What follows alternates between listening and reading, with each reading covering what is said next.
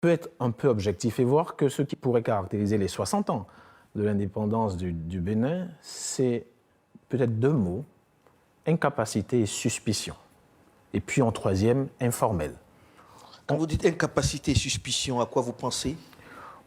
Nous avons un pays qui a été incapable de devenir un État réel, qui a été incapable de devenir une nation, qui a été incapable de devenir une démocratie qu'elle a toujours voulu être, et qui a été incapable d'être une force économique alors même qu'elle est à côté du Nigeria, et on peut y revenir.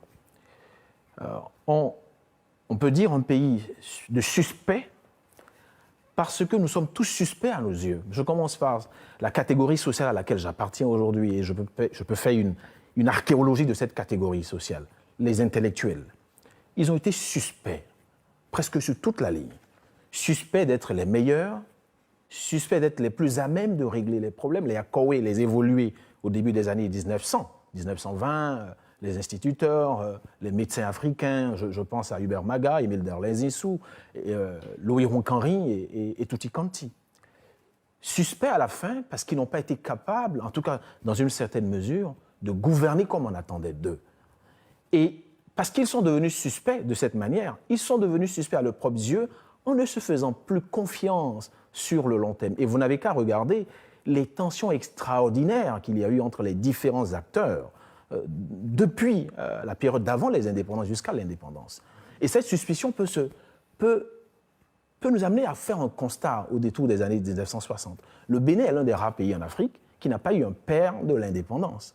Justement parce que, à la veille de 1960, vous avez un trio. Vous avez Hubert Maga, Souroumi Apiti et puis Arouma Débé, qui se sont tiraillés à tel point que nous avons, nous, une figure ternaire du père de l'indépendance. Nous avons des pères de l'indépendance et non un père de l'indépendance. Contrairement à la plupart des pays où il y avait un chef fort. Exactement. Donc, suspicion. Et puis après, les citoyens ont fini par se rendre compte que les intellectuels, les cadres, les gouvernants eux-mêmes sont suspects. Et à la fin, si vous regardez aujourd'hui, nous sommes tous suspicieux l'un envers l'autre. Ce qui fait qu'à la fin,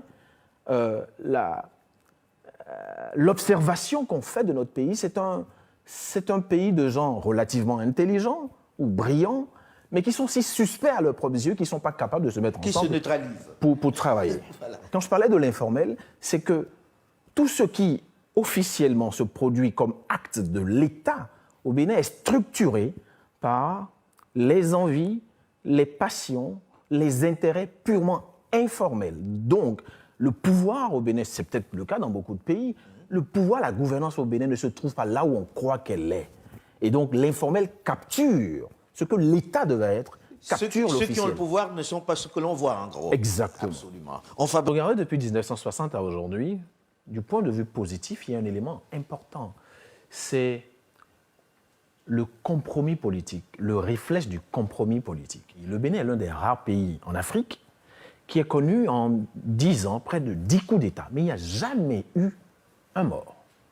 Et toutes les fois où il y a eu des problèmes politiques, les anciens présidents chassés du pouvoir étaient parfois appelés à se retrouver pour, lorsque les autres ont échoué, à trouver la solution pour sortir de la crise. On a oublié que sous la Révolution, il y a eu parfois des espaces, des cadres qui n'étaient pas toujours d'accord avec le pouvoir révolutionnaire et qui pouvaient faire des propositions, même si c'était d'entre eux de se retrouver en exil. Et ce réflexe du compromis a été consacré par la conférence nationale. C'est ce point positif qui, me semble-t-il, aujourd'hui est à mal. Il est à mal. On peut donner au moins quelques exemples sur ça, de façon contemporaine. La réforme du système partisan, la révision de la Constitution du 11 décembre 1990, les élections législatives de 2019 et, dans une certaine mesure, les élections communales qu'il y a eu. Le point négatif qui est structurant de notre histoire, c'est ce que j'appellerais le syndrome des grands recommencements. La plupart des gouvernants de ce pays ont souvent le sentiment qu'ils sont les plus intelligents. Il n'y a pas une exception à ce que je dis là. Il n'y a pas une exception. Il n'est pas ce chef d'État du Bénin, du Dahomey au Bénin, qui ne pense pas qu'il est probablement le plus intelligent des Béninois. Peut-être à l'exception relative de Mathieu Kérékou, dans une certaine mesure. Mais tous ont, de telle sorte que lorsqu'un chef d'État arrive, il a l'impression que ceux qui sont venus avant n'ont absolument rien fait de bon et qu'il faut tout reprendre de zéro. Et quand on a tout repris de zéro et que ça ne marche pas, observez, la plupart des gouvernants tombent dans ce que Célestin Monga, un économiste réputé africain, appelle la tyrannie des statistiques. C'est-à-dire, lorsque les gouvernants n'ont plus réussi à mettre ensemble les totalités sociales, politiques, économiques pour mieux gouverner le pays, ils se réfugient dans la tyrannie des chiffres économiques qui donnent l'impression qu'on a quelque chose qui marche, mais c'est quelque chose qui marche par le virtuel, par les chiffres et non pas par la réalité. Et on tombe donc, quelques années plus tard, dans les tensions sociales qui amènent les gouvernements à se reprendre. Donc, nous avons gagné en démocratie, en tout cas depuis 1990, mais tout ça est en train d'être vendangé. Et le prétexte, souvent utilisé par tous les régimes, c'est le prétexte du développement économique. Ça a été le cas sur tous les régimes, mais on a bien vu que dans notre histoire à nous, au Bénin, que le développement économique n'est jamais arrivé lorsque les libertés publiques fondamentales, la démocratie, ont été mises en parenthèse. De 1972 à 1989, l'un des discours politiques les mieux rédigés se trouve être celui de Mathieu Kérékou, qui prônait le développement. Et on a mis en parenthèse les libertés pendant 17 ans. Au bout de 17 ans, on a été obligé de se retrouver au chevet, à côté d'un médecin qui est venu à notre chevet. Et ce médecin, c'était le médecin démocrate, le médecin droit de l'homme, le médecin liberté, le médecin discussion, compromis pour relever le pays. Il a fallu ce médecin de la liberté pour que Nicéphore Soglo, premier président de l'ère du renouveau démocratique, ait fait les bons économiques qu'on a vus. Il a fallu ça pour que Mathieu Kérékou puisse revenir. Donc, il y a un hiatus entre ce discours-là. Et d'ailleurs, notre Constitution, et là je vais finir là, oui, s'il vous plaît. Foucault, la Constitution du 11 décembre 1990, même modifiée, dit en son préambule que nous, les Béninois, tous les autres peuples du monde peuvent le vouloir. Nous, les Béninois, nous ne voulons pas aller au développement sans la liberté, l'état de droit et la démocratie. Que cela est un préalable nécessaire. Et je cite la Constitution du 11 décembre 1990. Et là, je me tourne vers M. Olougou.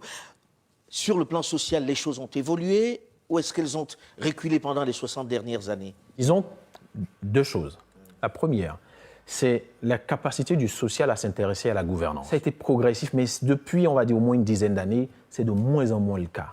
Et il faut espérer que le social se repolitise au Bénin pour s'intéresser mieux à la gouvernance. Et ça va peut-être lui permettre de mieux revendiquer, de mieux exiger des gouvernants. Je me rends compte que lorsqu'on parle de tous les sujets, généralement, ça revient à la question de leadership et de gouvernance. Pour vous, c'est absolument lié, alors? Tout à fait, et tout à fait. Et puis, parce que là, quand je parlais de social, je pensais aux hôpitaux, je pensais aux écoles, je pensais à l'ensemble de ce qui concourt à créer une société plus agréable et plus safe, enfin, plus en sécurité. Et j'ai résumé en le disant, c'est parce qu'en fait, vous voyez au Bénin que de plus en plus les citoyens, par exemple, ne se mobilisent pas pour la coupure d'électricité, ne se mobilisent pas pour la coupure de l'eau, pour les choses pour lesquelles leur vie est en danger. Mais il y a une chose importante, c'est au moins depuis 1990, l'intérêt qui est porté à ce qu'on peut considérer comme étant les extrêmes pauvres.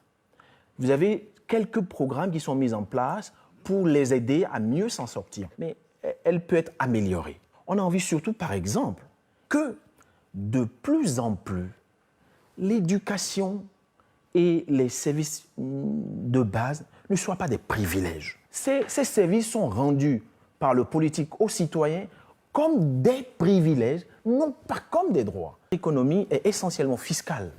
Qui sont ceux qui payent les impôts? Ce sont les citoyens. Si vous faites encore attention, l'agriculture, qui sont ceux qui donnent les chiffres de l'agriculture? Ce sont les citoyens béninois. Les questions d'entrepreneuriat, de travail, ce sont des questions vieilles. C'est pour ça que je parle de repolitisation. De telle sorte que, quand vous faites attention à ce que brasse l'informel avec le Nigeria, vous avez une conclusion à tirer, que les Béninois sont extraordinairement entrepreneurs. Et la crise de ICC Services a montré, cette affaire de placement d'argent, combien les Béninois sont capables d'épargner des dizaines de milliards dans l'informel. Et donc, s'il y a quelque chose à faire, c'est une prise en charge par les leaders du pays des enjeux les plus importants. Parce que les citoyens finissent par dire, nous faisons ce que nous pouvons faire là où nous sommes. Mais à la fin, ceux qui nous gouvernent font de la gouvernance des scandales. Quand on dit scandale, c'est des scandales financiers. Financiers, des détournements. économiques, qui parfois agissent sur les efforts fournis par les citoyens au quotidien. Lorsque vous apprenez qu'il y a des scandales, par exemple, dans le domaine médical ou bien dans le domaine de l'éducation, au fond, est-ce que c'est la faute des citoyens de n'avoir pas entrepris, de n'avoir pas été au champ, de n'avoir pas vendu, de n'avoir pas fait de la friperie et parfois au prix de fuir leur maison, de payer les impôts? Et ça, je suis d'accord avec le pouvoir actuel, par exemple, qui nous exige un peu plus de rigueur dans le paiement des impôts. Et je crois que ça, c'est utile. Plus on paiera les impôts, mieux on va s'intéresser à comment nos impôts sont gérés. Utilisés.